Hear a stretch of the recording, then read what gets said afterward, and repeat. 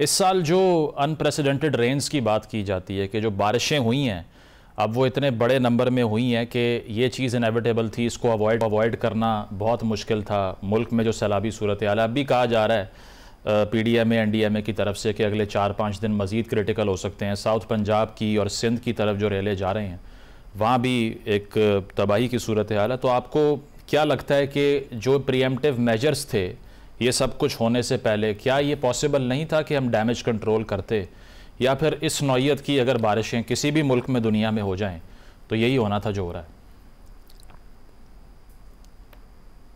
तो हम कर सकते थे। मेन चीज़ जो सी वो यही है कि ये अनप्रेसिडेंटेड है। एक तो 15 दिन पहले जो है ना मानसून पहले शुरू हो गया, 15 दिन पहले, जिसकी किसी को उम्मीद नहीं थी, लेकिन वो उसको कहते हैं उसका ऐलान ज़रूर हुआ था इंटरनेशनली। जो सा साथ टेम्परेचर राइज जो है ना वो एक्सट्रीम है। ये हमने पहले कभी इस तरह का टेम्परेचर राइज ख़ास तौर पर जो ऊपर हिंदू का शुमालिया जो सा है ना कराकोरम रेंजेस में हमने नहीं देखा। ये भाषा जिधर डैम बना रहे हैं डायमीर जो सा है वहाँ पर 47 तक जाता है, 47-48 के करीब हिट कर रहा है। तो ये टेम्परेचर तो वो होते हैं जो से आपको सिबी में मिलते हैं या नीचे सिंध के अंदर मिलते हैं। ये तो नॉर्मल टेम्परेचर्स नहीं है। सो ओवरवेलमिंग है जी, ओवरवेलमिंग तो मैं मानता हूँ। और ये एक मैं और बात कह दूँ कि ये जो है ना ये बारिशें ख़त्म नहीं होंगी। बेशक PDM कह रही जो ये 15 तारीख को ख़त्म नहीं होंगी, ये एक्सटेंडेड मानसून होगा। ये जो है ना ये जाएगा, उसको कहते हैं अपना 30 सितंबर तक, फर्स्ट वीक ऑफ अक्टूबर में जाकर ये ख़त्म होगा। तो ये भी मेरा नहीं ख्याल कि ये टोटली अनफोल्ड हुआ। जो अब बारिश हो रही है ना जी वो बड़ी सीवियर किस्म की है। तो मैं तो ज़ाती तौर पर समझता हूँ कि सिंध के अंदर भी आपको यही प्रॉब्लम फेस होगी। खुदा करे कि जो सा हमारा एरिया इसका सुलेमान रेंज क्या है वहाँ पर बारिश ना हो। पिछले फ्लड में जो सा 2022 के अंदर है उसके अंदर उसने बहुत ज़्यादा कंट्रीब्यूट किया था। वो जो सा ना वहाँ से जो रेले आए उन्होंने कहते हैं सक्खर के नीचे जोनसी ने तबाही ज़्यादा उनकी वजह से हुई थी।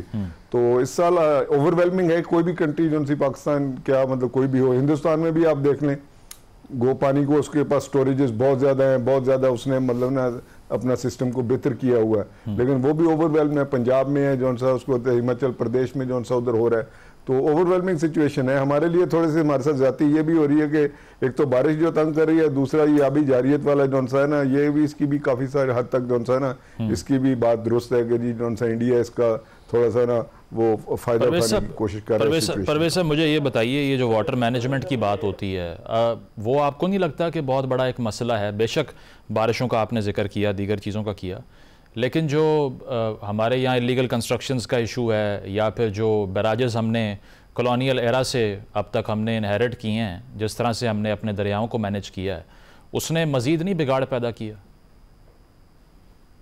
नहीं जी, मैं नहीं उसको समझता। देखें ये तो जो स्ट्रक्चर्स है ये तो आपके फ़ायदे के लिए हैं।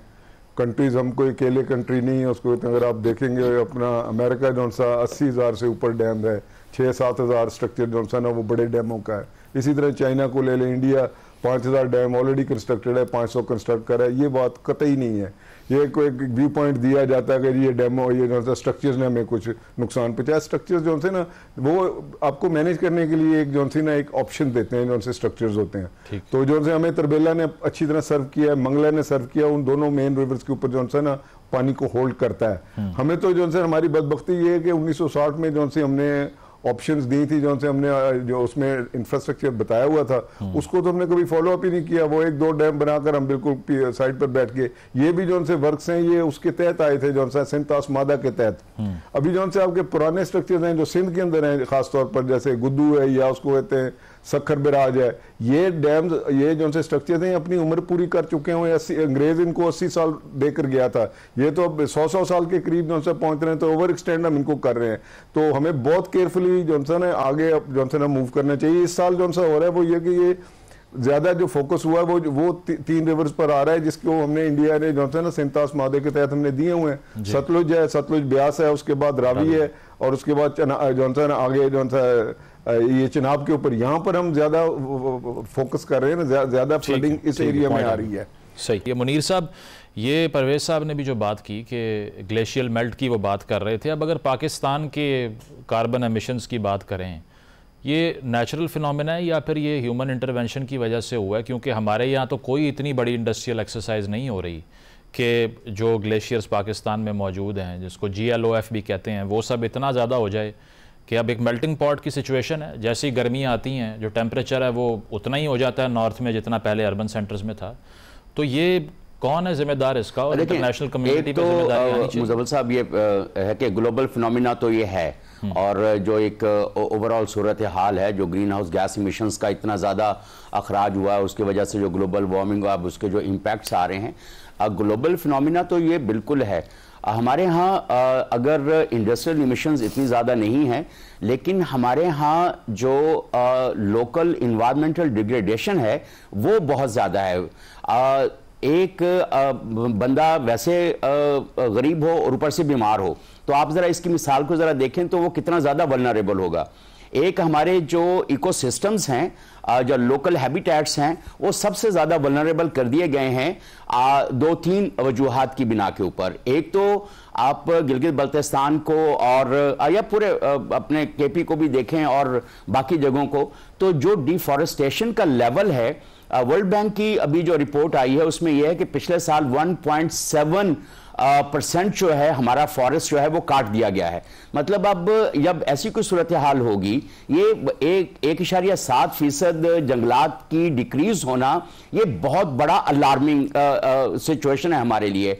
और उसकी वजह से जो आप देखें कि जो ग्लेशियर्स की स्नो लाइन है वो फिर जाहिर है कि ऊपर चली जाती है, और लोकल दर्जा हरारत जब बढ़ जाएगा, और वैसे भी हमारे यहाँ तो एक कह रहे हैं कि जो 1.5 का थ्रेश होल्ड था कि इतना नहीं बढ़ना चाहिए और उसको रोकना चाहिए, वो हम ऑलरेडी अपने करतूतों की वजह से कर चुके हुए हैं।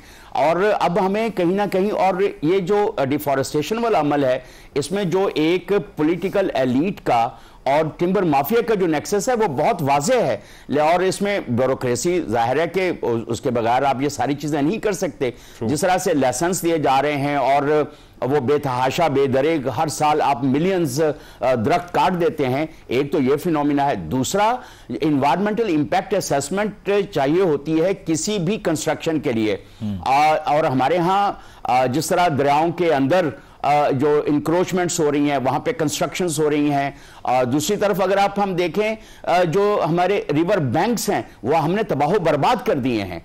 और किसी भी रिवर को आप देख लें, रावी की अभी बात कर रहे थे, रावी अगर हर साल बहुत ज्यादा नहीं बहता तो इसका यह मतलब तो नहीं है कि उसके अंदर हाउसिंग सोसाइटीज बना दी जाएंगी और वहां पर आप मेला मवेशियां जो है वो लगा के बैठ जाएंगे। और इस तरह ही दूसरे दरियाओं के साथ आपने किया, सवात रिवर के साथ आपने क्या किया। इसी तरह आप ये देखें कि केपी के अंदर जो सूरत हाल है इंक्रोचमेंट्स की, जितने भी हम कहते हैं ना ये सियाहती मकामात हैं, सियाहती मकामात को तो आपने सियाहत के काबिल छोड़ा ही नहीं है। और मुझे नहीं मालूम कि इतने सारे सालों में हम सस्टेनेबल डेवलपमेंट के कॉन्सेप्ट्स लेके बैठे हुए हैं और उसका प्रचार भी कर रहे हैं। उसके बाद इको टूरिज्म की भी हम बात कर रहे हैं, सस्टेनेबल टूरिज्म की बात कर रहे हैं, लेकिन इसके बावजूद जो दरियाओं के किनारे हैं वो इंक्रोचमेंट से भरे हुए हैं। उसके ऊपर बड़े बड़े आपने ये जो होटल्स हैं वो बना दिए हैं, आपने हाउसिंग स्ट्रक्चर्स बना दिए हैं। तो जब ऐसी कोई सूरत हाल होगी, और फिर जो तीसरा जो सबसे अहम मसला है वो दरियाओं के अंदर आप वेस्ट डंप करते हैं।